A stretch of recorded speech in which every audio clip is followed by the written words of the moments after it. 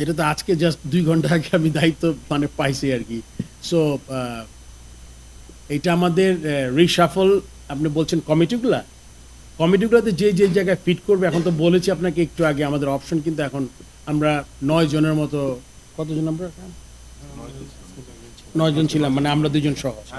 So total 9 জন কিন্তু, হ্যাঁ। So একটু ধৈর্য ধরতে হবে, এর মধ্যে যার যেখানে দরকার অ্যাকাউন্টেবল করতে হবে। যেই জায়গাটা মনে করেন আপনার, আমরা জানি যে জায়গাটা ইম্পর্টেন্ট কিন্তু খুব বেশি কাজ হয়নি, সে হয়তো বা এর চেয়ে আরও বেটার যদি জায়গায় সে আরও ভালো পারফর্ম করতে পারে, তাকে আমরা ওই জায়গায় দিব, ওই জায়গায় অন্য কাউকে ট্রাই করবো, এরকম করেই করবো, আলোচনা করবো। এবং যে জিনিসগুলো মাথায় আছে আমরা আস্তে আস্তে জিনিসগুলো ইমপ্লিমেন্ট করার চেষ্টা করবো, অ্যান্ড বাকিটা দেখি কতটুকু আগায় যায়।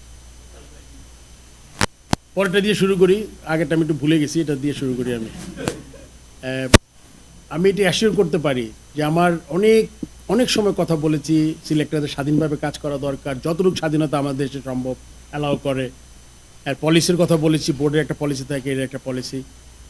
আপনি এটা রেস্ট অ্যাসিওর থাকেন, আমি বোর্ড প্রেসিডেন্ট হিসাবে আমি সিলেক্টেডদের ম্যাক্সিমাম স্বাধীনতা দেওয়ার চেষ্টা করব। তাতে দুইটা সুবিধা, উনি বলতে পারবেন না যে কেউ এখানে জড়িত ছিল, তারপরে তার কাজের এভ্যালুয়েশন হবে। If someone is not good enough, hill be out of it, next set আসবে। আপনি যদি ওকে ইনফ্লুয়েন্স করেন, তাহলে সে দুইটা কথা বলবো, আমি তো টিম বানাই না, কিন্তু সবাই মিলে বানাই। তো সবাই মিলে বানালে আমাকে তো অ্যাকাউন্টেবল করা যাবে না। সো আমি টিমটা যদি জিতে, সবার আগে প্লেয়ার আর ওই সিলেকশন কমিটি সাধুবাদ পাবে, তার পিছনে আমি দাঁড়াবো যে আমি তাদের কাজ করার সুযোগ তৈরি করে দিছি। এটা হলে কি আমার দিক থেকে তাকে যতটুকু।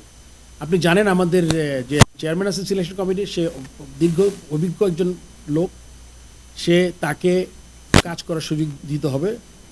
তবে একটা কোশ্চেন আমি করবো যে আমার মনে হয় Rishad is a good player, সে কিন্তু লংয়ের বাসনে খুব খেলতে পারে।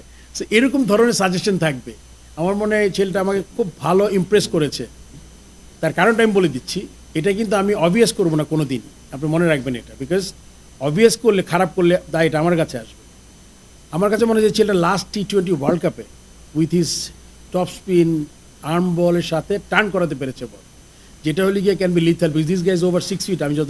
আমি তো সামনে দেখি না এখন আমি। সো আমার কাছে মনে হয় যে ইদার ও টেস্ট ম্যাচে, নাইলে HP, আমি জানি না ওই টিমে খেলতে গেছে কিনা, আমি জানি না মাহবুব। আমার মনে হয় যে কোনো একটা লেভেলে লেগ স্পিনে তো অনেক বল করতে হয়, আমি জানি না। হ্যাঁ, ওয়ানডে টিমে আছে, আমার মনে হয় হি শুড প্লে। বাট এই ধরনের জিনিস আর কি, this are all suggestion, but I will never make it obvious that he has to be there, because it's selectors job. আচ্ছা, এক্স ক্যাপ্টেনটা আপনি বলেছেন যে তারা হয় কাজ করতে পারেন নাই বা কাজ ঠিক মতো করেন নাই। আমাদের মনে হয়, আমি যে এক্স ক্যাপ্টেনদের চিনি, আকরাম খান, ওই আমাদের খালেদ মাহমুদ, নাইমুর রহমান তো এখন নাই আমাদের মাঝে। আমার মনে হয় এদের চিন্তা ভালো আছে, মানে কতটুকু কাজ করতে পেরেছে এটা কিন্তু আমাদের ইভ্যালুয়েট করা দরকার। তাদের যদি ঠিকমতো জায়গায় দায়িত্ব দেওয়া হয়, ওই অ্যাকাউন্টেবিলিটি থাকতে হবে। এটা no matter what, Akram Khan, Naimur Rahman বা সবাইকে তা বলতে হবে এই কাজটা দেওয়া হয়েছে, তুমি কতটুকু ভালো করে পারফর্ম করেছো। আমার বড় ভাই হলে বড় ভালো করে বলবো, ছোট হলে বলবো যে ঠিকমতো হয় নাই, এটা এভাবে করা দরকার।